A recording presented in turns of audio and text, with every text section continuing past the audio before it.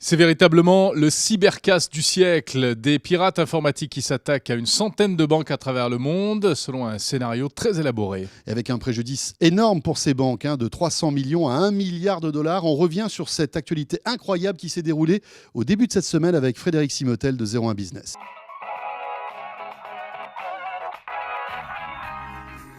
C'est le casse du siècle. C'est Alors, le le casse casse du du siècle, alors on parle souvent des bijouteries. Alors la moindre bijouterie attaquée dans Paris. Alors tout le monde en parle. Il y en a pour 600 000 euros, 1 million d'euros de butin. Là, on parle d'un butin qui serait compris entre 300 millions, mais certains experts disent que ça peut aller jusqu'à 1 milliard de dollars.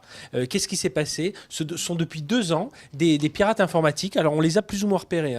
Ce seraient des Chinois, des Ukrainiens, des Russes.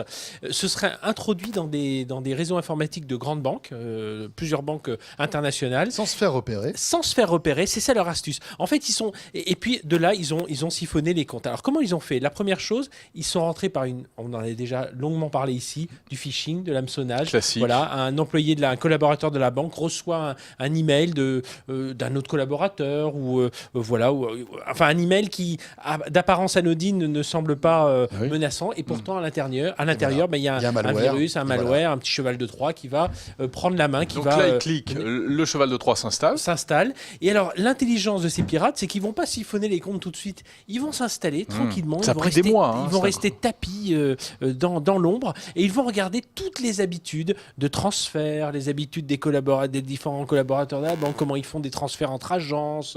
Ils apprennent un peu leur métier. Ils apprennent un peu comment tout ça se fait. Et puis tout d'un coup, le jour J, eh bien, toc, Je crois qu'ils ont même activé à distance. Ils pouvaient activer à distance des webcams, des choses comme ça. Mais tout un tas de choses. On va voir les distributeurs de banque. Donc vraiment, voilà, ils se sont tapis.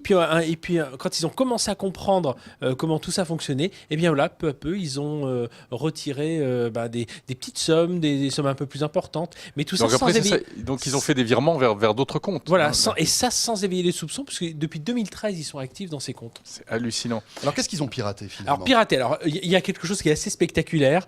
Ils ont piraté des distributeurs de billets. Alors, aux heures dites, ils demandaient à un complice d'être devant le distributeur de billets, et le distributeur de billets, comme ça, crachait C'est incroyable, quoi. les billets. On a l'impression d'être dans une comédie. Alors, ce qui est dingue, c'est que les employés de la banque s'en étaient rendus compte. Ils avaient dit, la machine marche pas bien. Donc, ils ont envoyé un technicien pour la réparer. Ils se doutaient pas que c'était du piratage. Ils pensaient que c'était un problème technique de la machine. Et l'intelligence de ces pirates, c'est de ne pas l'avoir fait toujours sur le même distributeur. Ils l'ont fait dans une autre ville. Vous voyez, il y a suffisamment de distributeurs partout dans le monde pour le faire. Ça, c'est la première chose. Il y avait un gars qui attendait devant le distributeur pour récolter des billets. Tous les billets. Voilà. Pas mal. L'autre chose, c'est qu'ils ont piraté des comptes de particuliers. Alors, pirater, non. C'est-à-dire, sur votre compte, on imagine, sur votre compte, il y a 1 000 euros. Eh bien, eux, ils ont rajouté un petit 10 000 euros. Et puis, pendant la période où ils ont rajouté ce petit 10 000 euros, ils ont siphonné les 9 000 euros. Donc, vous n'avez rien vu. Parce que votre compte est resté à 1 000 euros. Mais entre-temps, dans les écritures numériques, il y a 9 000 euros qui sont partis sur un compte aux Bahamas ou je ne sais où. Donc voilà, c'est comme ça qu'ils ont réussi.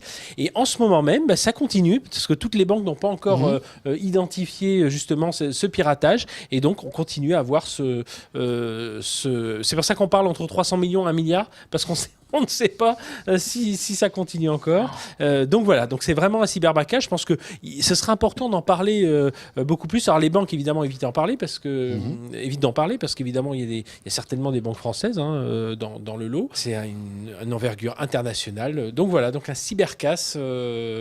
C'est même le casse du siècle. Ouais, c'est vraiment le cybercasse du siècle.